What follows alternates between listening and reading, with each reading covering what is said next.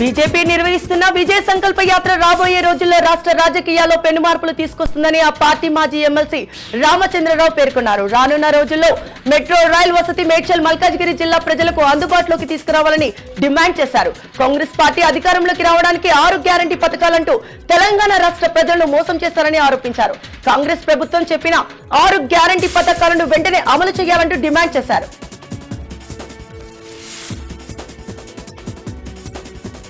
సికింద్రాబాద్ దివంగత ఎమ్మెల్యే లాస్య నందిత కుటుంబ సభ్యులను బీఆర్ఎస్ వర్కింగ్ ప్రెసిడెంట్ కేటీఆర్ పరామర్శించారు. ఇటీవల రహదారి ప్రమాదంలో మృతి చెందిన దివంగత ఎమ్మెల్యే లాస్య నందిత మరణించింది.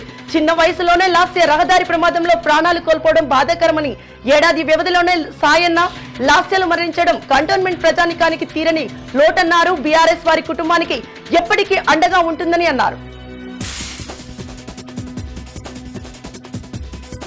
ప్రధానమంత్రి ఆంధ్రప్రదేశ్ తెలంగాణ రాష్ట్రాల ప్రజలకు ఇచ్చిన హామీలను అమలు చేయాలని మాజీ CBI joint director JD Lakshminarayana demand చేశారు. తెలంగాణ ఆంధ్రప్రదేశ్ రాష్ట్రాలు విడిపోక ముందు చేసిన వాగ్దానం అమలు చేయాలని డిమాండ్ చేశారు. తెలంగాణ రాష్ట్రంలో బయ్యారం ఉక్కు పరిశ్రమ ఏమైందని ప్రశ్నించారు. ఆంధ్రప్రదేశ్ ఉక్కు పరిశ్రమను మూసివేయడానికి కేంద్ర ప్రభుత్వం ప్రయత్నం చేస్తుందని, ఆంధ్రప్రదేశ్ కు ప్రత్యేక ప్యాకేజీని ఇవ్వాలని డిమాండ్ చేశారు. వరంగల్ రైల్వే కోచ్ ఫ్యాక్టరీ ఏమైందని ఆయన ప్రశ్నించారు. ఎన్నికల ముందు ఇచ్చిన వాగ్దానాలకు నేతలు అమలు చేయాలని ఆయన కోరారు. రాజకీయ పార్టీలు రాష్ట్ర అభివృద్ధికి పాటుపడడం లేదని ఆయన విమర్శించారు. తెలంగాణ రాష్ట్రంలో అధిక జనాభా ఉన్నటువంటి మున్నూరు కాపులకే ప్రభుత్వం నుండి ఎలాంటి సాయం సహకారాలు అందడం లేదని మున్నూరు కాపు సంఘం అధ్యక్షులు కొండ దేవయ్య పటేల్ అన్నారు. 10 సంవత్సరాల నుండి మున్నూరు కాపు ఫైనాన్స్ కార్పొరేషన్ కోసం ఉద్యమం చేస్తున్న ఎలాంటి ఫలితం పొందలేదని, కాంగ్రెస్ ప్రభుత్వం వారి మేనిఫెస్టోలో మున్నూరు కాపు కార్పొరేషన్ ఏర్పాటు చేయాలని డిమాండ్ చేశారు.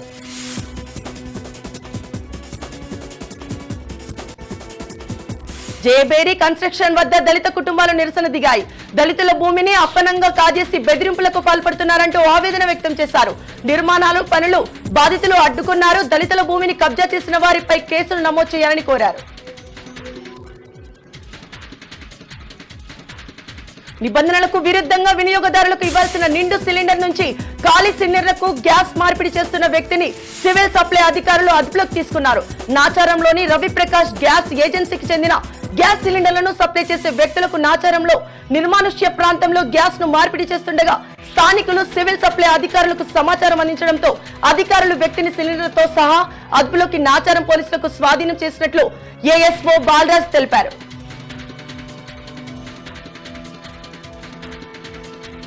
కాచిగూడ పోలీస్ స్టేషన్ పరిధిలోని నిత్యావసర సరుకులను డూప్లికేట్ నకిలీ ప్రొడక్ట్ ద్వారా చేస్తున్న ముఠాను టాస్క్ ఫోర్స్ పోలీసులు అరెస్ట్ చేశారు. ప్రజలను మోసం చేస్తూ నకిలీ నిత్యావసర సరుకులను తయారు చేస్తున్న 4 ముఠా సభ్యులను పట్టుకున్నారు. నకిలీ నిత్యావసర సరుకులు తయారు చేస్తున్న మహేందర్ సింగ్ తో పాటు పార్ట్నర్స్ మిథిలేష్ కుమార్ ను, శ్రీఎం కుమార్ లను అరెస్ట్ చేయగా శ్యామ్ బాటి, కమల్ బాటి, జైరామ్ లను పరారీలో ఉన్నారు.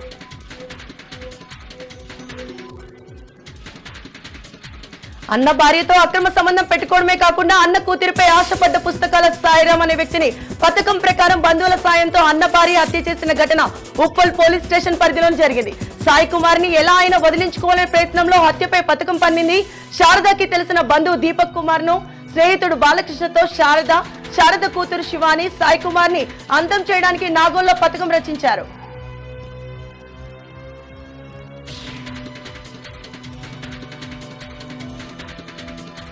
గచ్చిబౌలి స్టేడియంలో పీకేఎల్ 10వ ప్రో కబడ్డీ లీగ్ మ్యాచ్ నిర్వహణకు అంతా సిద్ధమైంది.